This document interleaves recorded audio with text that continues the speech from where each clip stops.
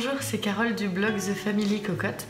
Aujourd'hui, je vais te parler de comment on a fait pour ne plus utiliser de poussette avec 3 enfants en bas âge. Alors aujourd'hui, il y a Malo qui a 6 ans, Arthur qui a 3 ans et Juliette qui a eu tout juste 1 an. C'est vrai que avant la naissance de Malo, on a, comme tous parents, fait une liste d'achats à faire, notamment l'achat d'une poussette. Et puis, donc on a été sur des comparateurs, on a lu des avis de consommateurs également sur plusieurs marques, plusieurs modèles par rapport à certaines caractéristiques. Enfin, on épluche vraiment tout un tas de choses. Donc on a fait notre achat. Et puis, Malo est arrivé au monde, comme tous parents, on pose le bébé dans son cosy pour être dans la voiture, on le pose dans sa nacelle aussi pour quand on est à la maison, on essaye de le bercer pour l'endormir, voilà, pour moi, quand on endormait un enfant, il devait être allongé et puis en fait s'endormir vraiment paisiblement. Mais dans la réalité, il en est tout autre. Puisque comme beaucoup de jeunes parents, j'ai été confrontée aux pleurs de mon bébé qui était très, très irritant pour moi, qui était stressant pour mon enfant aussi, de voir qu'en tant que maman, j'avais du mal à accepter les pleurs, et puis j'arrivais pas à trouver de solution pour qu'il puisse s'endormir paisiblement quand on partait, que ce soit en repas de famille ou en week-end. Ça va, quand on a un enfant, on a la poussette, le sac à langer, on prend le cosy, la nacelle, enfin bon, en soi, on remplit une voiture, mais on n'a qu'un enfant.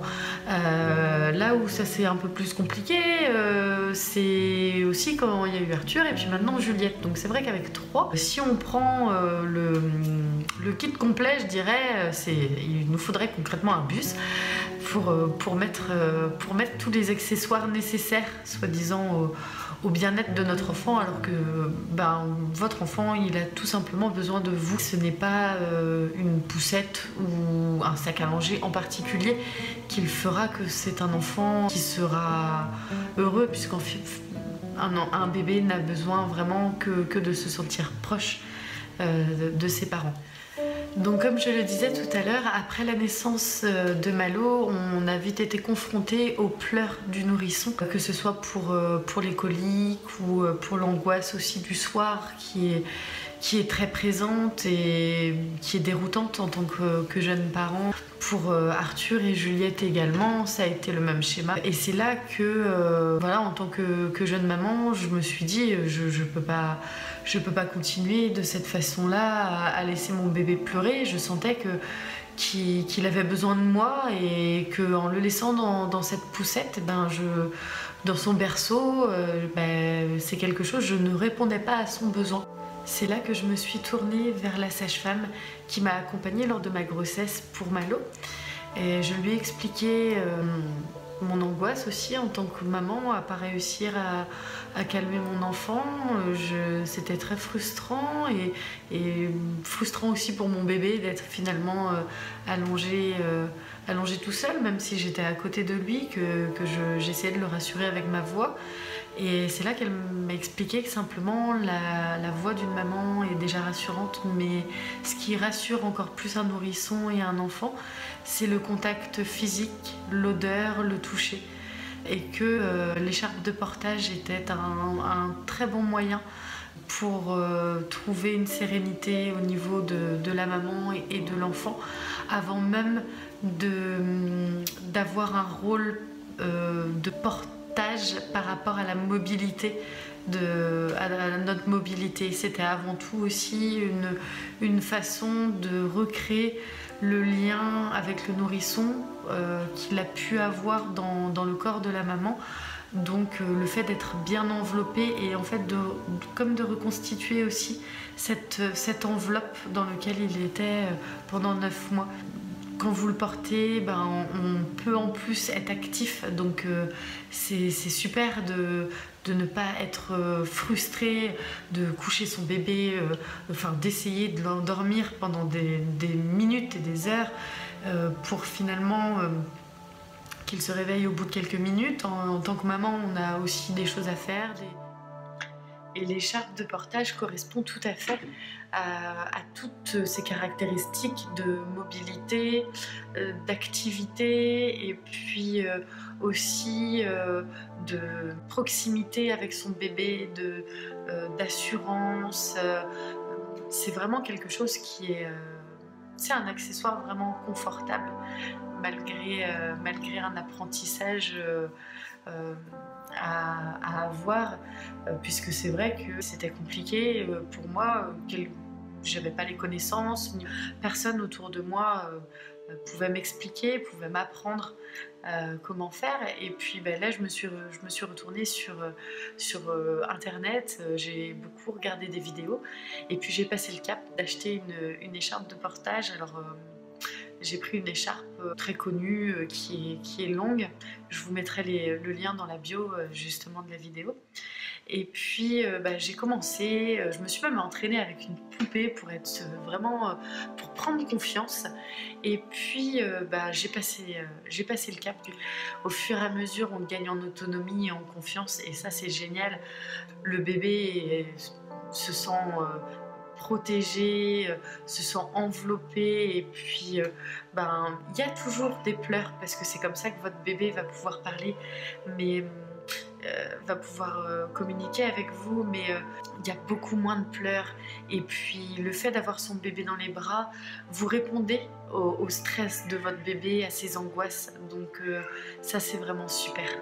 Comme vous pouvez le voir, on a Juliette qui nous a rejoint sur la vidéo. Elle voulait participer à sa façon à cette vidéo sur le portage, puisque c'est un bébé qui est beaucoup porté. Il y a eu aussi un film qui a été important dans ma façon de voir le portage. C'est le film Bébé de Thomas Balmès qui a vraiment été révélateur sur finalement notre façon de voir le portage des enfants. Et en fait, c'est millénaire, c'est la première façon d'être mobile avec un bébé avant même d'avoir inventé la poussette finalement. Alors ma première écharpe a été une Amazonas de 7 mètres à peu près de long, donc c'est vrai que ça peut être très impressionnant, mais une fois qu'on apprend à la manipuler, ça devient très simple. Et puis au fur et à mesure que le bébé grandit, on peut adapter aussi d'autres écharpes, d'autres moyens de portage qui restent physiologiques. J'ai pris un Meitai, ça crée comme une poche kangourou sur son enfant, et c'est très facile à utiliser, et ça c'est vraiment génial. Et puis là maintenant, voilà, Juliette va avoir tout juste 1 an, donc maintenant on va passer à une autre écharpe qui va être plus adaptée aussi à son poids. J'utilise toujours l'Amazonas pour la porter, mais c'est plus occasionnel. Ça va être quand j'ai besoin de faire vite fait quelque chose avec elle et que je la mets sur le côté, je fais un nœud, c'est rapide. Voilà. Et c'est vrai qu'avec ces années d'expérience, on gagne, comme je parlais tout à l'heure, on gagne vraiment en confiance, et on sait que son bébé tient et est bien en place. Ce qui est important aussi, c'est vraiment le côté confiance et le côté sécurisant, que ce soit surtout pour l'enfant, et puis finalement aussi en tant que parent, on voit, on entend aussi notre bébé qui est plus calme, plus serein. Donc voilà, en tant que maman de 3 jeunes enfants, je vous conseille vivement l'écharpe de portage. Elle vous sauvera de beaucoup de situations, vous évitera de tout l'armada que l'on peut mettre dans un véhicule pour partir en week-end ou simplement pour partir faire des courses. C'est juste génial. Moi, pour rien au monde, je reviendrai en arrière. Et je continuerai, quoi qu'il arrive, à porter mes enfants. Même, je vois mon mari participe aussi au portage, et avec le côté kangourou que ça procure, ça permet aussi de créer un lien avec le nourrisson, avec son papa. c'est juste génial. En tout cas, pour vous dire, voilà, 3 enfants, pas de poussette. Je te souhaite une bonne journée et puis n'hésite pas à liker la vidéo si cela t'a plu. Et bien sûr à suivre en t'abonnant à notre chaîne YouTube The Family Cocotte.